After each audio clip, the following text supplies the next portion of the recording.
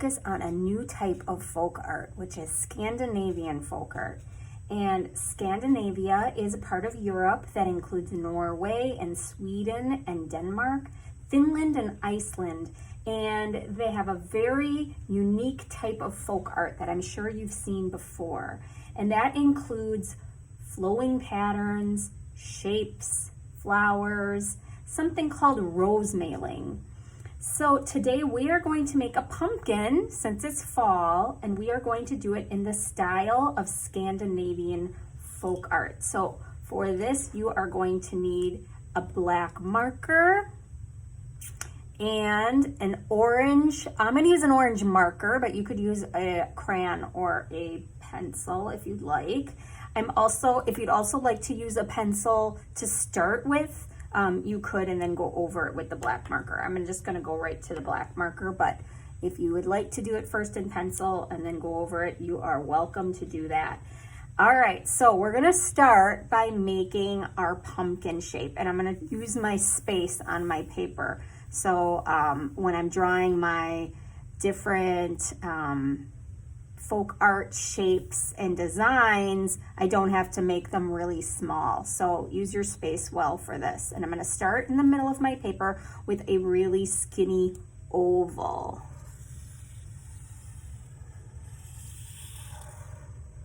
Just like that.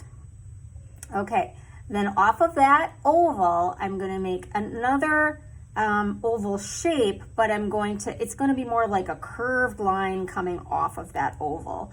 So I'm going to start at the top, and I'm going to make a curved line that's rounded at the top and the bottom on one side, and then do the same on the other side. I don't want these to be too skinny because, again, we're going to be putting decorations inside of them, and if they're real skinny, it's going to be hard for you to draw that. And then I'm going to do one more. I'm going to start it right here. Do you see that little area right there between? It's kind of where the little V is right there. I'm going to start it right there, and I'm going to bring it out even further. And then stop it right there. Same thing up here. Pull it out and curve it around there. That gives our pumpkin some form. Then we'll want to give it a stem. So up at the top, I'm going to draw two kind of curved, one's kind of curved, one's kind of straight. You can decide how you want your stem. Obviously, all pumpkin stems are different. But then at the end of the two lines, I'm going to draw an oval to give it some form, make it look a little bit more 3D. All right, so there's our pumpkin shape. Now we're going to add the folk art decorations to it. So take a look at all of the different ideas on the drawing guide, on the folk art drawing guide, of all the different ideas of flowers and patterns that you can make to decorate your pumpkin in a folk art style. So I'm going to do mine here. You do not have to do yours just like mine. Actually, I'd rather you not do yours just like mine so that we all have different pumpkins. So I'm going to start in the middle with a focal point here of a flower. Just like that, and circle in the middle.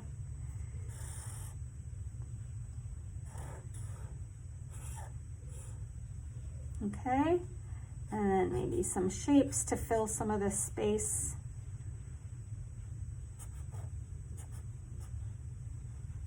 Maybe I can fit one more in there. All right, maybe another flowing design up here.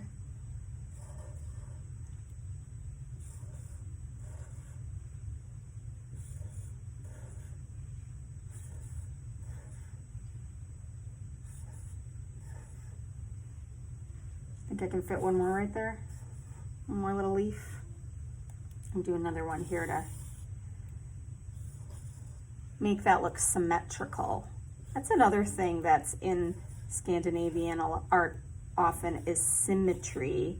And symmetry means the one side reflects the other side. So it's not like every section is different. It's sort of mirroring each other.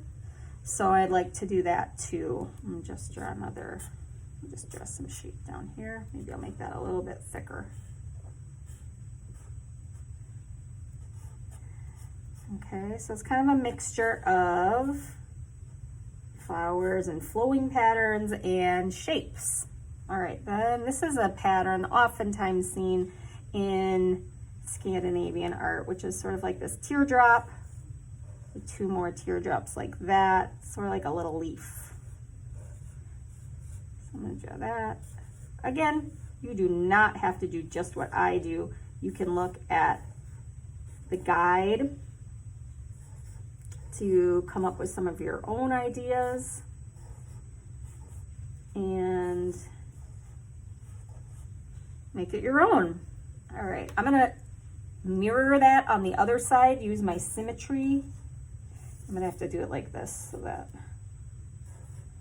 turn my page a little bit. It's hard for me to draw those on an angle like that. Okay, that's done. Maybe one more. And then I'm gonna put some circles.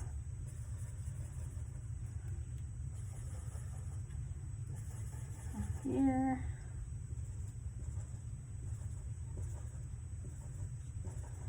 Okay, almost finished.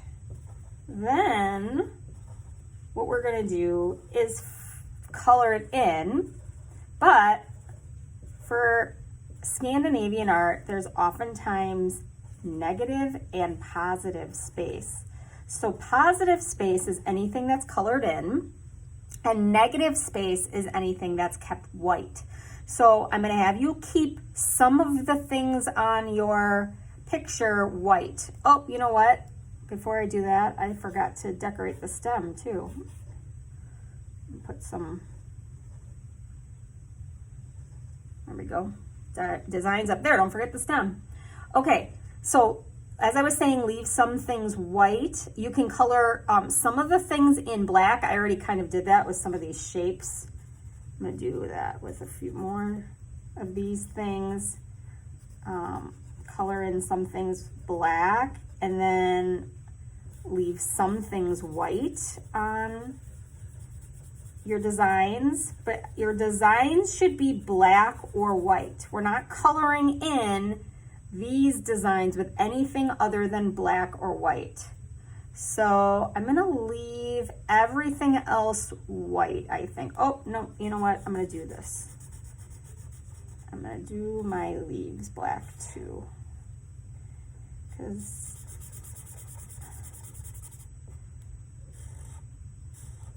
make my stem a little thicker, I think. Okay, now there. Now I'm gonna leave everything else white, and I'm just gonna color around it all, just like the pumpkin part, with orange. And I'll do that right now.